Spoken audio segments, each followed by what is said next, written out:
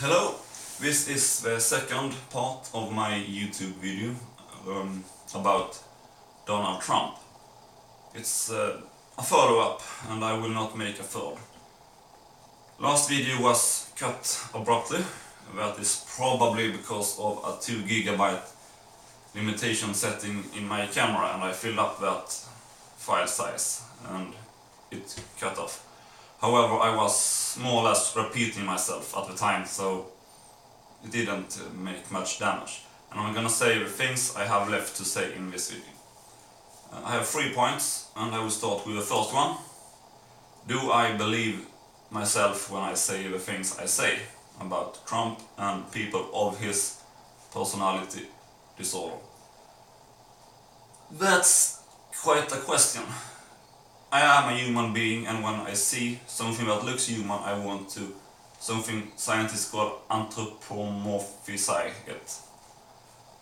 Which means I want to describe human-like objects, human qualities. So if I have a fluffy teddy bear, or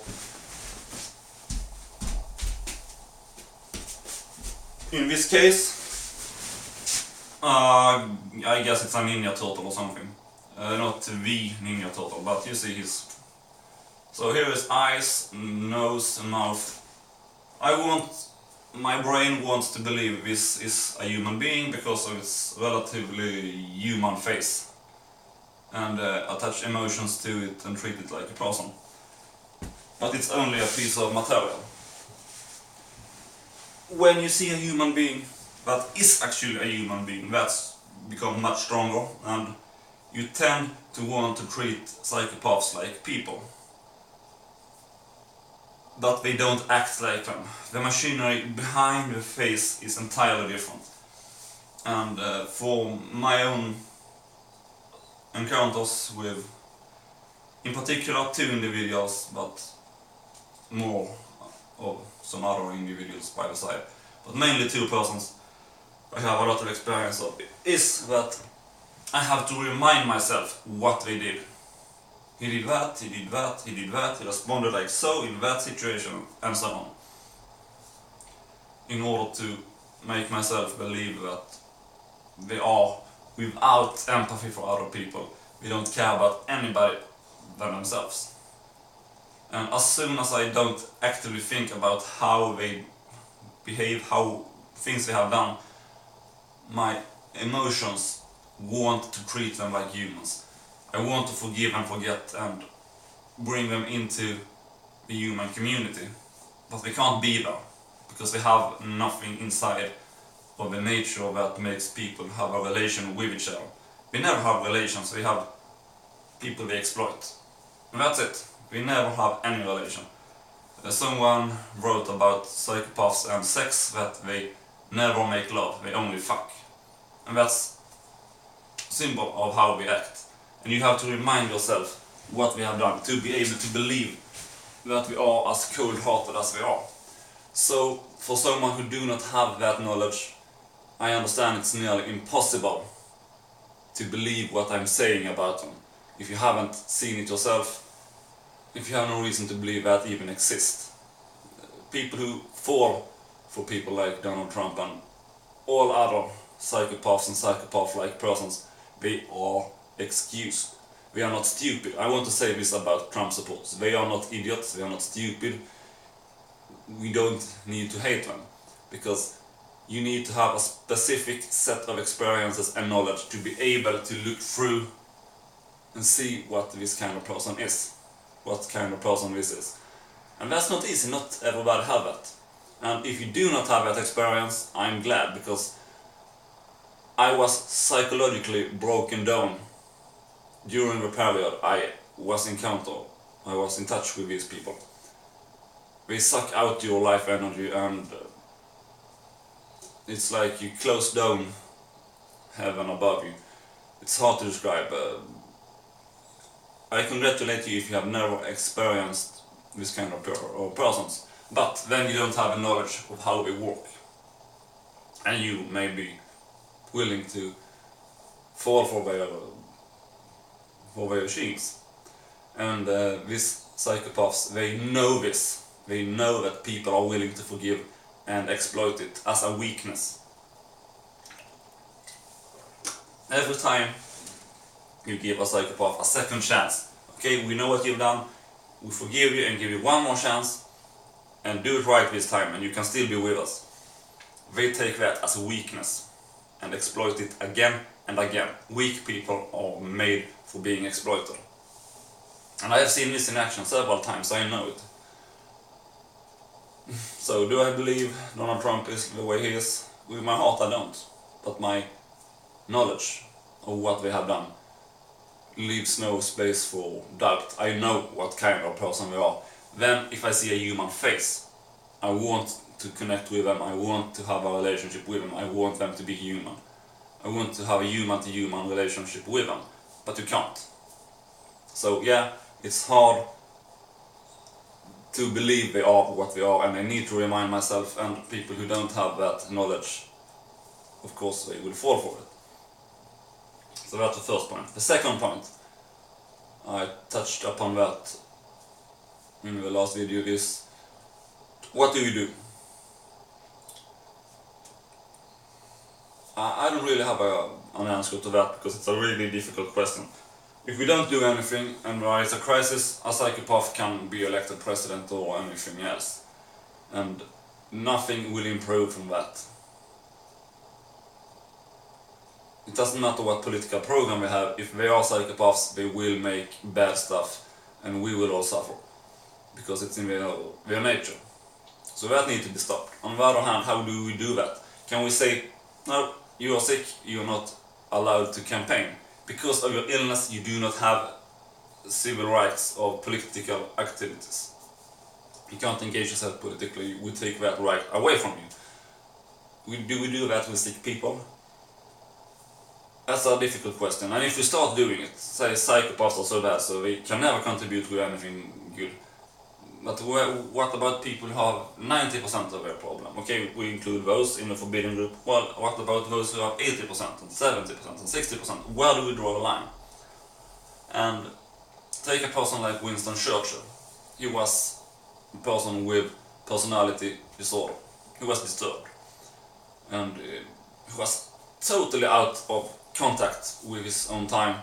Didn't understand anything. He was living in the 19th century in his mind, while he was operating in the 20th century. But there was one particular task he could do, and that was to stand up against Hitler, because of his personality disorder. It's like if he was made for doing only one thing in his entire life. He wasn't good at very much. His personality disorder made him very bad at doing political stuff, but he could do that one particular thing, and he did it very well. So if we had stopped him, maybe the Germans would have taken England, and then we would have won the entire West Front, and then the Soviet Union would have taken all of Europe, and we would all have been communists until 1991. So I don't really know how to do this, but it is a big problem that psychopaths can get political positions, especially in times of crisis. And philosophers and other people need to think about this and come up with a solution, because it is a big problem. We need to address the problem of how to stop psychopaths from getting positions in political structures in democracies. It's another thing in companies, because if I own a company and I say that guy is a psychopath, then I can fire him and pay all the fine to a labor union I need to get rid of him, because I will get every penny back several times. Organizations of non-financial natures like clubs of various kinds, I've seen it happen there too, and it's difficult to get rid of them because they have their army of supporters, and what do? It's a difficult thing, it's a power struggle, it's a wrestling between those who see what's happening and those who don't, trying to get rid of them. It's a mess. Well, the third thing I want to talk about, and this is something I realized relatively recently, that is how to treat Donald Trump. Donald Trump says himself that he is a victim of a witch hunt, and actually in a way he is correct, because we are treating him wrong. But I'm not saying that in support of Trump, because he would not like this support speech. Donald Trump has a personality distortion disorder. His personality is disturbed. He's sick. And how do we treat sick people? If someone have a broken leg, we do not sign them up to a marathon competition. We give them we cast a Gibson on the leg. If someone have a personality disorder, we shouldn't give them political position. We should give them help. In this case, he has a personality disorder. He does not know. He will never recognize he's sick. He's better than everybody else, so how could he be sick? It's part of this disease and many other psychological diseases that we don't understand we are sick. Many people respond to the crazy stuff Donald Trump does with political irony or Facebook activism and so on, even things that could be described as pure bullyism against him. And that's a natural response. You want to push him away. If your body gets a disease, the immune system kicks in trying to push that disease out of the system. And it's a self-defense mechanism to get rid of someone that causes damage, because it does.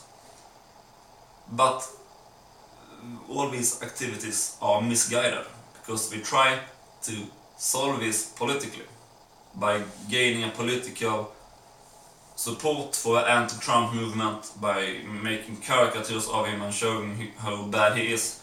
We hope to turn the tide, and in the next election he will not be re-elected, or something like that.